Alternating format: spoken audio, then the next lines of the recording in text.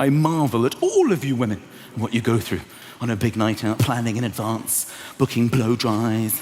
She goes off for a blow dry, she comes back completely unrecognizable. It's huge, big hair. You get the nails done, the tanning, lots of tanning going on. Not all of you are very good at it, I don't want to be mean. But you have to tan your entire body. That's an essential part of trying to convince people who've been abroad. Some people sort of leave their feet. You need to tan all the way over the feet. And people come up to them going, oh, you look well. You been away? Somewhere nice? In your socks? But the spray tan is good. That actually works quite well. My wife's had some spray tans. It's a very odd process, though. They spray her like a very dark mahogany, a colour that no human being has ever been, right? And then she has to wait like 24 hours, and then you wash off the mahogany, and then she's a beautiful golden brown colour. But this 24-hour period, well, it's difficult. It's difficult for the whole family. Because she stinks as well. She's a little stinking, mahogany, blow-dried woman walking around. The children don't know who it is. Daddy, who that stinky, dark lady downstairs? That's your mother. That's not mummy. I don't like that lady. She smells. Dark lady smells. Mahogany mummy, I don't like her. Please, I don't want her to read me story.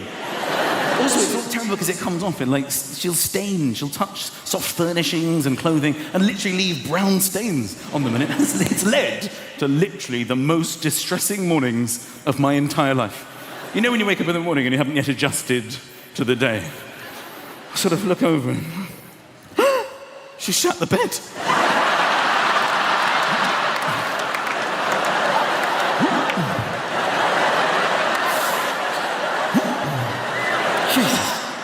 If I'm honest, that's probably not the first thing I think. The first thing I do is confirm it's not me. Okay. There's none on my side. Darling, wake up, look at me. I'm just going to come straight out with this because it's bad, okay? You're very sick. You're a very sick woman. I'm so sorry. We can't go out tonight. You've done a shit in your sleep. It's everywhere. It's even under your face. I'm not even sure how that's happened.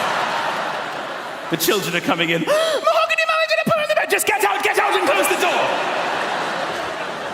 But of course then she washes it off and she's a beautiful golden brown, to go with the blow dry, pow, and the nails, da! That's before she's even got dressed yet. Women getting dressed, it's an extraordinary procedure. Everything, she needs privacy, lots of privacy. I'm getting ready now, just leave me alone. But of course men never want to leave women alone when they're getting dressed. When there's some kind of nakedness involved, we will always be lingering, lurking. It's the privilege of every husband and boyfriend. I'm always lurking, when my wife's getting dressed.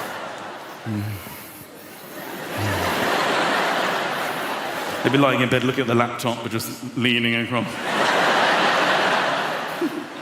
Can you just piss off? I'm getting dressed. I'm not looking, I'm just, what pants are you wearing? Just piss off!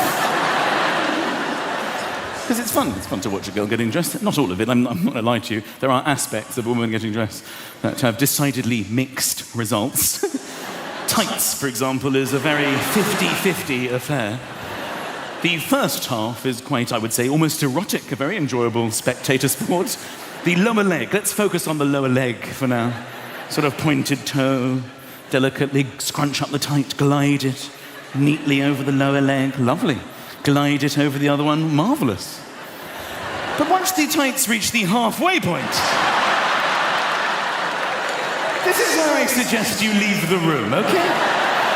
Because some shit goes on after that.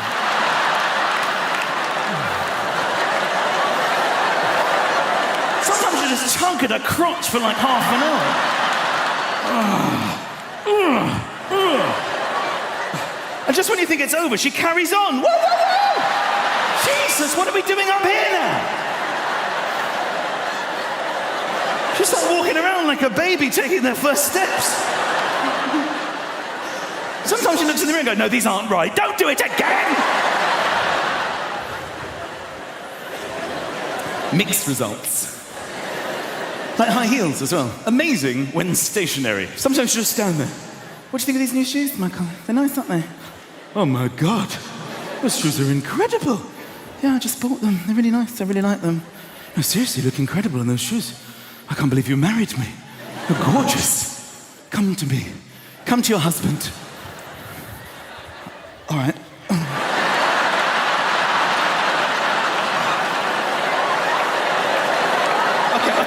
I've got it. You know what? I'll come to you. Let's not spoil this. Jesus Christ. Mixed results. That's before we even got to the face. Incredible. Women don't have to use the face they've been given. I'm so envious of that. They sit and look in the mirror and go, well, no one's going to be meeting this person. I'll be using these products to create a completely new identity. Men don't have that luxury. There's nothing more depressing than a man looking in the mirror before he's going out at night. Well, that's it.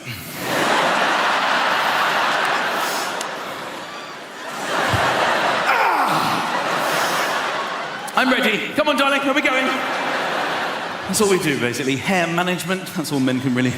That's our focus. We just hope hair stays on our head. We hope it doesn't start popping out of our nose and our ears. Human beings have a very odd relationship with hair. Some hair we like on our body, others we find disgusting.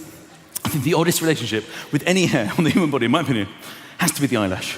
I just don't understand eyelashes. Why have we decided that eyelashes are magic? They can change the future.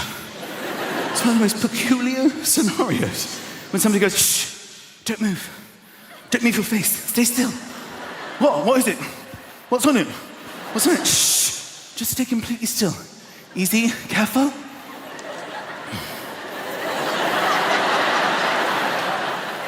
Eyelash. Oh, thank you. Well, go on then. Make a wish. Sometimes we don't actually think about it.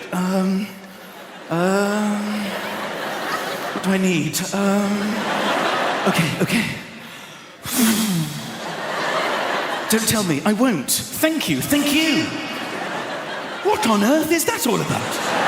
Who decided that certain hair that falls off your body can change destiny? And why is it that hair anyway? It could be any hair. You could be standing at the urinals going, excuse me, mate, don't move. What? What are you guys on? Stay still. Easy. Stay completely still. Pube. Oh, cheers, mate, yeah.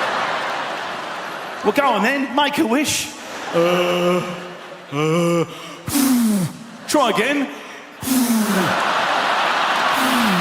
just try and ease it off in the blower. Stay there, mate. I'm making a point. So the winter's drawing in. It's over. The summer was over. We never even had a summer. It was so depressing. Nothing happened, except there was a lot of rain, a great deal of rain. More rain ever since records began. Yes. Not that we have any idea what that means. There was this strange period in history with no records at all. People would leave their homes and go, it feels slightly different to yesterday. Is anybody writing this down? And then after a period of time, somebody said, enough's enough, I will write this down. I would like to announce that records have begun. That first day must have been quite a record-breaking day, don't you think? It's the hottest, wettest, windiest day since records began! This morning, I've only just started. I think it's about the wind as well, on the weather. Who cares about the wind? Could it be a stiff northeasterly breeze? I'm not sailing to work. I don't give a shit. People see that and go, I'll leave slightly later with the tailwind. I'll be there in half the time. Woo! Then the clocks are going to change. Nobody knows when the clocks are going to change. They change on a Saturday night. Nobody knows it's going to happen. Everybody the same every Saturday night, every year. They don't know which way or what's going on. You only find out about it late on Saturday night. You overhear somebody, excuse me, what was that? The clocks, they changed. When? Tonight? Oh! Darling, the clocks, which way? They go back. Is that the good one?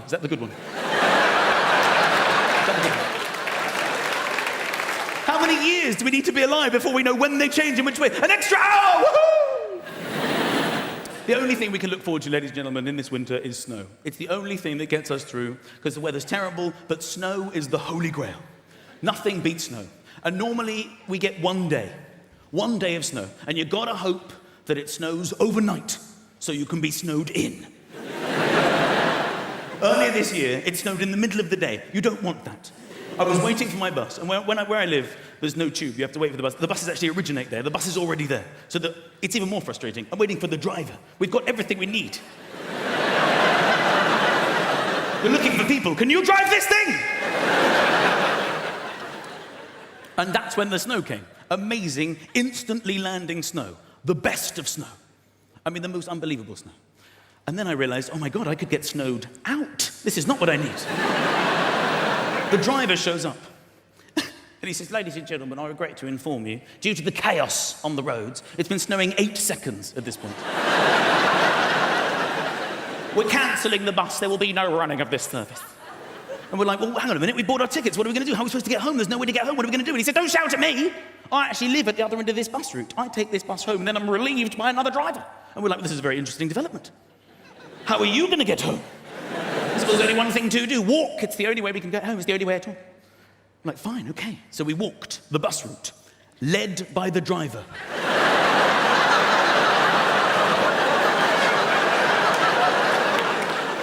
We came to the first stop. We had to tell the people waiting, there's no bus. And they joined our imaginary bus.